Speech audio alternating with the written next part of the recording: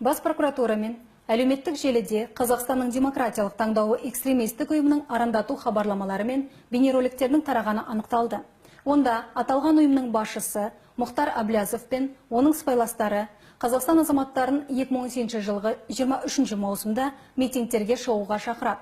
ДВК-ның идеялары мен митингтерді үгіттеу үшін Әблязовқа шетелде Қазақстандық сот төрелігінен жасырынып жүрген Жанар Ахметова, Бота Жардымали және басқа адамдар көмектесуде.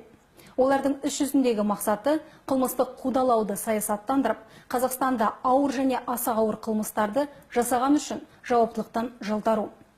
Жарияланған бейнероликтерді түсіру үшін Әблязовтың ақшасына Киев қаласында жарнамалық агенттік және азиаттық келбеті бар кәсіби актерлар мен модельдер жалға алынған. Негізінде олар Қазақстан Республикасының азаматтары емес. Бейнероликтердің мазмұны шындыққа жанаспайды және қазақстандық қоғамда әлеуметтік алауыздық пен араздықты тудыруға бағытталған. Үстіміздегі жылдың 12 маусымында YouTube каналында мұғалімдер Әблязовтың митингісіне шығады деген бейнероликте қазақстандық жас мұғалім рөлін Киев қаласында таңдалған актриса ойнаған.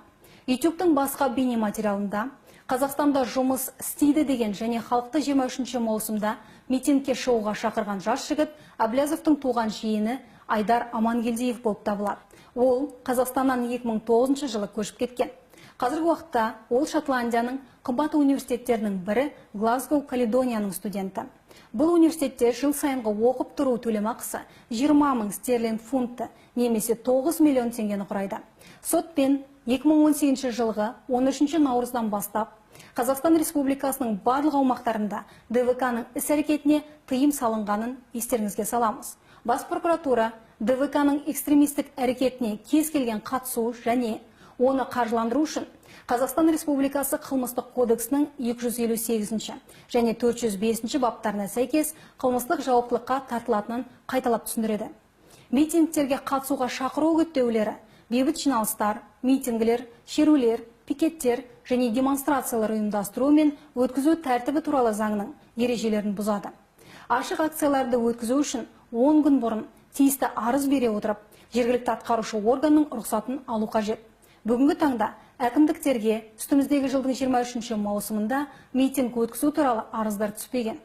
Осыған байланысты митингтер заңсыз болып табылады. Оларды ұйымдастыру мен оған қатысқан үшін Қазақстан Республикасы әкімшілік құқық бұзушылықтар туралы кодексінің 488 бабына сәйкес жауаптылық, оның ішінде 15 тәулікке қамауға алу көзделген. Прокуратура туралы заңның көзделген өкілеттіктерді пайдалана отырып, барлық азаматтарды заңдылықты және қолданыстағы қазақстандық заңнаманың талаптарын қатаң сақтауға, арандатушылыққа және құқық бұзушылыққа жол бермеуге шақырамыз.